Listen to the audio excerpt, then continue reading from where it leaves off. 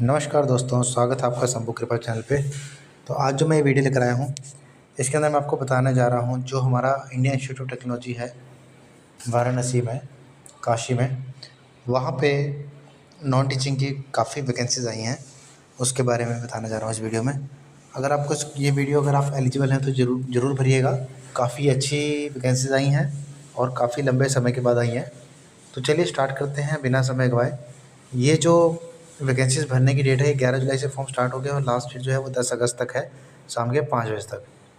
ठीक है, इंपॉर्टेंट याद रखना है कि लास्ट डेट कब है ऑनलाइन सबमिशन की, 10 अगस्त 2026 तक। तो वैकेंसीज़ की बात करें तो असिस्टेंट रजिस्ट्रार की वैकेंसी है, टोटल 3 वैकेंसीज है, जिसमें 2 अनरिजर्व्ड की है और एक ओबीसी के लिए है। अपर एज लिमिट जो है वो 45 ईयर्स है।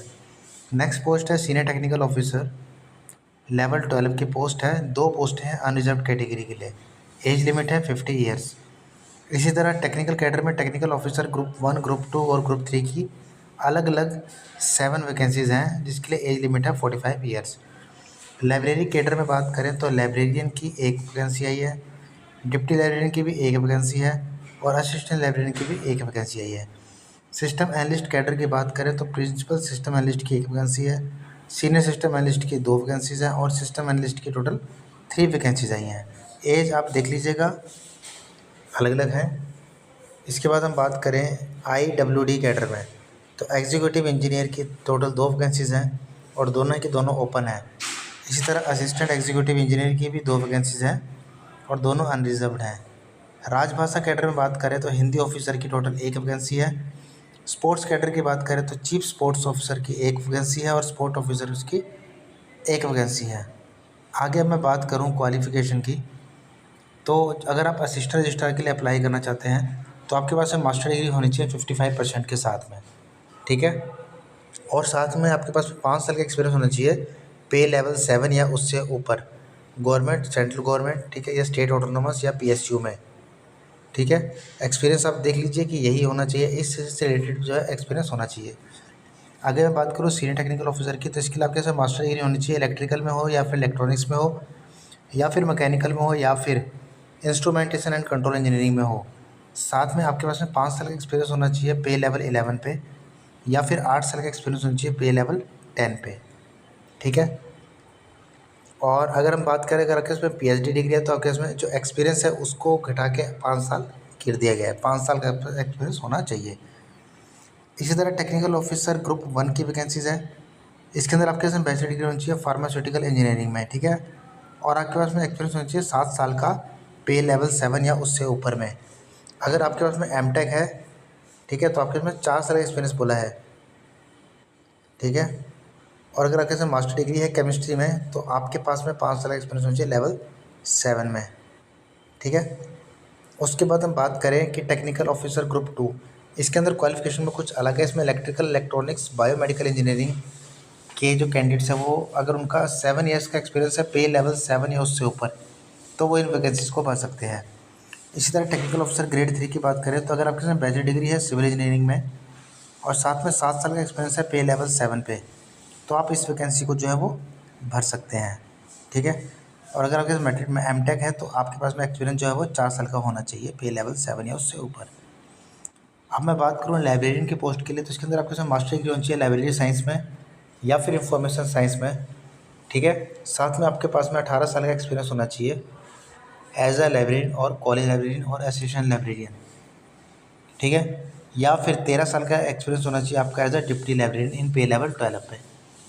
नेक्स्ट पोस्ट है डेप्यूटी लाइब्रेरियन। डेप्यूटी लाइब्रेरियन के लिए आपके पास मास्टर डिग्री होनी चाहिए लाइब्रेरी साइंस में, साथ में आपका 5 साल का एक्सपीरियंस होना चाहिए लेवल 10 पे। अगली है असिस्टेंट लाइब्रेरियन, इसके लिए भी आपके पास मास्टर डिग्री होनी चाहिए लाइब्रेरी साइंस में। ठीक है, और 5 साल का एक्सपीरियंस होना चाहिए लेवल 7 पे। साथ में आपके इसमें मांगा गया है कि आपके पास में नेट और ये होना ज़रूरी है। अब मैं बात करूँ सिस्टम एनालिस्ट कैडर की, तो अगर आप प्रिंसिपल सिस्टम एनालिस्ट के लिए जाना चाहते हैं तो उसके लिए क्वालिफिकेशन क्या है कि आपके पास में BTech होनी चाहिए, कंप्यूटर साइंस, IT या MCA में, इसमें से कुछ भी हो। ठीक है, और साथ में आपके पास में 7 साल की एक्सपीरियंस चाहिए पे लेवल 12 पे। अगली पोस्ट है सीनियर सिस्टम एनालिस्ट, BTech होनी चाहिए, कंप्यूटर साइंस, IT या MCA, साथ में पे लेवल 10 पे एक्सपीरियंस चाहिए। और सिस्टम एनालिस्ट में भी सेम क्वालिफिकेशन और एक्सपीरियंस की मांग है। एग्जीक्यूटिव इंजीनियर की बात करें तो ये बेसिकली सिविल, इलेक्ट्रिकल और मैकेनिकल वालों के लिए आ रखी है। और असिस्टेंट एग्जीक्यूटिव, आगे मैं बात करूँ असिस्टेंट एग्जीक्यूटिव इंजीनियर के लिए, तो इसके लिए भी बीटेक होनी चाहिए आपके पास में, इलेक्ट्रिकल, मैकेनिकल या सिविल में। साथ में आपका पे लेवल जो है वो 8 पे एक्सपीरियंस मांगा गया है। हिंदी ऑफिसर की बात करें राजभाषा कैडर में, तो इसके पास में आपके मास्टर डिग्री होनी चाहिए हमारे पास में हिंदी या इंग्लिश में, जो मेन सेलेक्ट होना चाहिए हमारा डिग्री लेवल पे। ओके, एंड एक्सपीरियंस की बात करें तो इसमें 8 ईयर्स का एक्सपीरियंस होना चाहिए आपके पास में, अगर आपके पास में मास्टर डिग्री है तो।